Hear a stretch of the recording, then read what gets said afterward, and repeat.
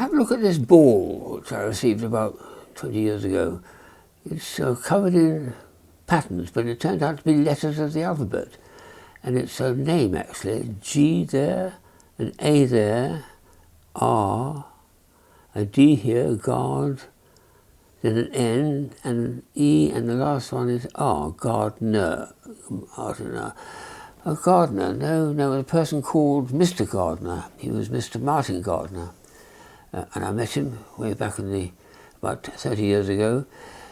And he was famous for running a column of very interesting science subjects in the Scientific American. This ball incidentally does bounce, which is a beautiful item. And eventually, after quite a number of years doing these articles, one or two of his fans got together and decided they ought to celebrate his life and his things by holding a regular meeting for him. They call it a gathering for Gardner. And the first one was held way back in the early 90s, with quite a few people attending, but then they became popular. They were about every 2 years, held in Atlanta, in a hotel there. He attended the first two, but he's a shy person. I met him 3 or 4 times. And he didn't like to be hustled and lionized by his adoring fans, so he retreated to the hotel bedroom on one occasion, and that was it. He didn't want to attend anymore. But he wanted to keep in touch, and people would often drop in and visit him. And a one-to-one conversation was his métier. That's what he wanted to do. One-to-one conversation, and he'd be a very good conversationalist too. So I attended gathering numbers 2 to about 20 almost, every 2 years. Eventually, with COVID coming in, I think I broke from my routine. And the idea at this gathering was to attend lectures. Now, I gave 1 or 2 lectures on my toy collection, and people showed things they'd invented. They were a very inventive lot. There were teachers, mathematicians, scientists of all sorts. And at every gathering, you were invited. You weren't asked, it wasn't an insistence, but you were invited to bring along something you'd made or been part of creating. And with about 100 of them you need to make, you give one to everybody, which is very generous, except they all do the same, including you, and you come back, having given away all your 100 items, you come back with 100 items which are all different from all these wonderfully inventive people. A wonderful idea, that. So every 2 years you've got a huge treasure of beautiful things. And there's just a very few from G4, G9, Gathering for Gardner, number 9, held at about 1998, I think it was, show some of the originality and cleverness of the people who attended. And the originality, this was the first one, which is bounces the ball. It's made of, I don't know how they make it like that, but to create the word Gardner, Gardner, Gardner, Gardner all over it, so it creates a ball, is a remarkable achievement. And I'd love to know sometime how that was made. And someone else was extremely good origamist, 1 or 2 international origamists who I've heard about and read their books, that turned up and showed how to make something like this, a Tyrannosaurus Rex that came from the same gathering. And then one of the most remarkable things there, which I've never seen done before, was this piece of wood invented by a chap here, Don Wordman or something. He gets a piece of wood like this made of balsa wood. He gets a very, very sharp creative knife and cuts a line there. You can see the line that's been cut through, but it goes right the way through to the far side.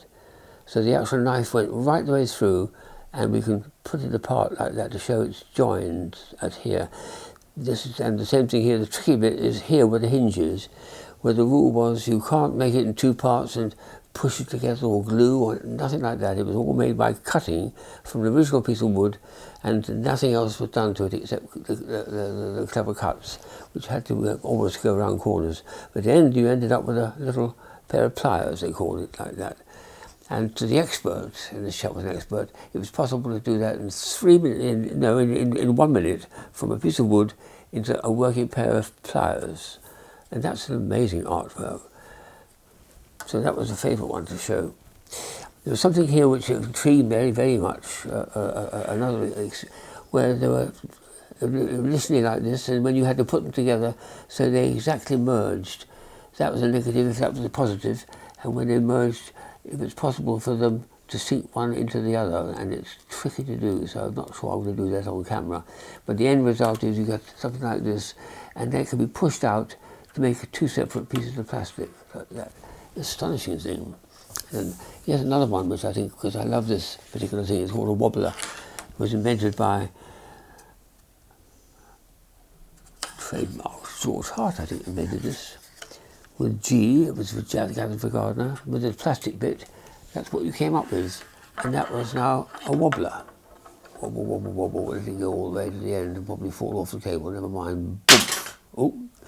So the best things about these was that you created them yourselves, and it got a very, very, very good publicity because they were distributed in magazines and articles around the world, and Martin Gardner covered them as well.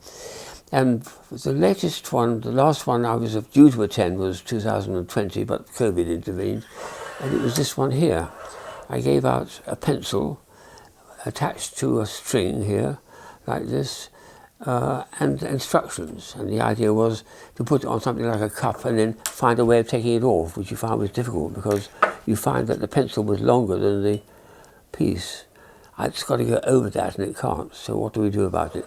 The answer is you do something rather subtle. You put it around the anchor, as it were, in this case a coffee cup, and all you do is lift it up and it's done. It just pulls out.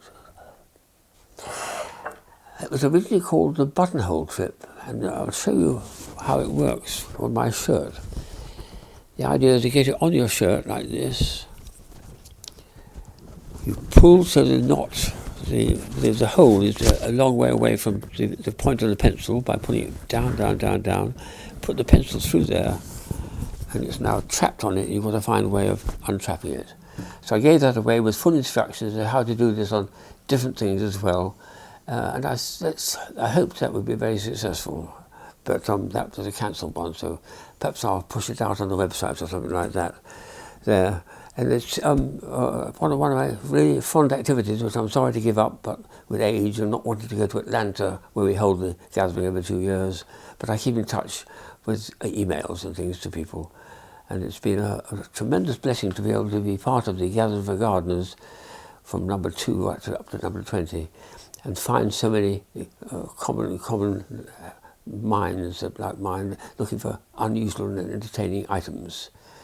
So Martin Gardner, he died about 10 years ago, was much mourned.